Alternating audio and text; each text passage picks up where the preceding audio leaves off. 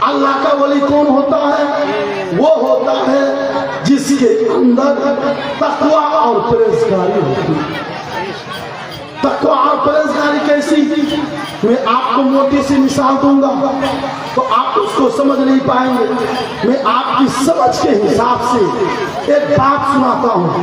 کیا بات؟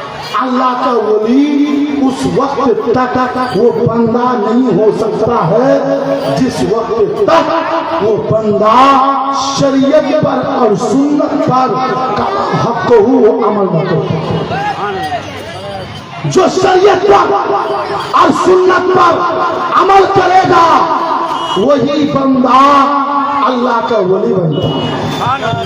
آپ نے سنا ہوگا حضور نظام الدین اولیاء کے بارے میں جانتے ہیں نا؟ جو لوگ اجمیر شریف جاتے ہیں وہ لوگ ضرور حضور نظام الدین اولیاء کی بارگاہ میں عرض دیتے کہ نہیں دیتے؟ ان کی سیرت سنیے کہ اللہ کا ولی جو ہوتا وہ شریعت پر اور سنت پر کتنا عمل کرتا ہے۔ سنیے، ایک دعوت میں آپ گئے، سرکار نظام الدین اولیاء جب ایک دعوت میں گئے تو بڑی بھیڑ بھاڑ تھی۔ بھیڑ بھاڑ میں اس دعوت والے نے لوگوں کا ہاتھ نہیں دھلا پایا، کھانا پیش کر دیا گیا، لیکن سرکار نظام الدین اولیاء کے سامنے جب کھانا پیش کیا گیا، آپ بھی وہی بھیڑ بھاڑ میں ہیں لیکن باقی لوگ تو کھانا شروع کر دیے، لیکن آپ کھانا شروع نہیں کر رہے ہیں۔ مریدوں نے پوچھا حضور آپ کھانا شروع کیوں نہیں کر رہے ہیں؟ آپ بسم اللہ کیجئے۔ کہا مریدوں سنو، جب تک سنت مصطفیٰ پر عمل کرتے ہوئے میں اپنے ہاتھوں کو نہیں دھوؤں گا اس وقت تک میں کھانا شروع نہیں کر سکتا۔ آپ اندازہ کیجئے سرکار نظام الدین اولیاء نے جب تک اپنے ہاتھوں کو دھویا نہیں اس وقت تک کھانا شروع نہیں کیا۔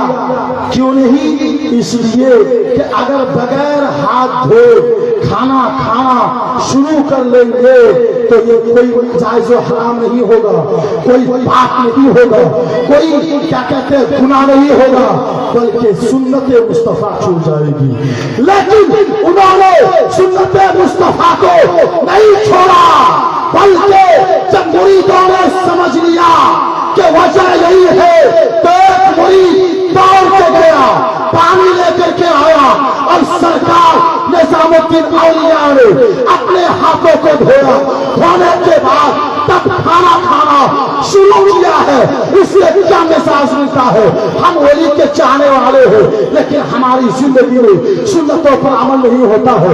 ہم کھانے بیٹھتے ہیں، کھانے سے پہلے ہاتھ نہیں دھوتے ہیں، کھانے سے پہلے بسم اللہ نہیں کرتے ہیں، ہم مکمل کھانا نہیں کھاتے ہیں۔ عام طور پر شادیوں میں دیکھیے ہاتھ نہیں دھلایا جاتا، ختنہ کے موقع پہ دیکھیے ہاتھ نہیں دھلایا جاتا، کوئی بھی پروگرام ہوتا ہے ہاتھ دھلانے کا سسٹم ہی ختم ہو چکا ہے۔ لوگ بغیر ہاتھ دھوئے کھانا کھا لیتے ہیں، طرح طرح کی بیماریاں پیدا ہو رہی ہیں، لوگ پریشان ہیں، یہ بیماری ہو رہی ہے، وہ بیماری ہو رہی ہے۔ وجہ کیا ہے کہ نبی نے کہا جب کھانا کھاؤ تو ہاتھ کو دھو کر کے کھاؤ، بسم اللہ پڑھ کے کھاؤ، تاکہ کھانے میں کوئی اگر دقت ہے تو اللہ تمہارے سنت پر عمل کرنے کی وجہ سے اس کھانے کے نقصان کو ختم کر دے گا۔ لیکن آج ہمارا حال یہ ہو چکا ہے کہ ہم سنت مصطفیٰ پر عمل نہیں کر رہے ہیں۔ کیسے عمل کرے؟ ہمارا طریقہ الگ ہو چکا ہے۔ ہم غوث پاک کو مانتے ہیں لیکن ان کے طریقے پر ہمارا عمل نہیں ہوتا۔ ہم خواجہ غریب نواز کو مانتے ہیں، ان کے طریقے پر ہمارا عمل نہیں ہوتا۔ ہم سرکار اعلیٰ حضرت کو مانتے ہیں، ان کے طریقے پر ہمارا عمل نہیں ہوتا۔ ہم حضور مخدوم پاک کو مانتے ہیں لیکن ان کے طریقے پر ہمارا عمل نہیں ہوتا۔ آپ بتائیں ہماری شادیاں ہو رہی ہے، شادیوں میں کس قدر بے پردگی ہوتی ہے، کیا یہ سنت مصطفیٰ کا انداز ہے؟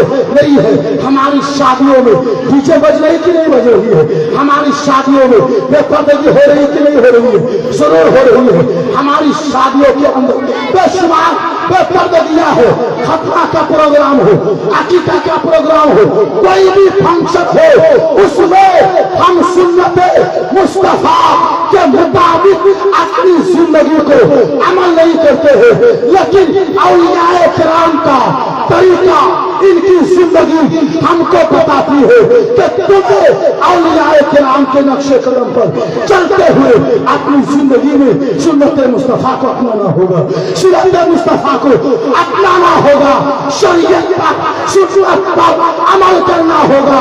جو بندہ سنت مصطفیٰ شریعت خدا پر عمل کرے گا، انشاءاللہ وہی بندہ دونوں جہان میں کامیاب ہوتا ہوا۔ نعرے تکبیر، نعرے تکبیر، نعرے رسالت، نعرے رسالت۔ حضرت علامہ مولانا مفتی عثمان غنی مرکزی، علماء اہل سنت، نعرے تکبیر، نعرے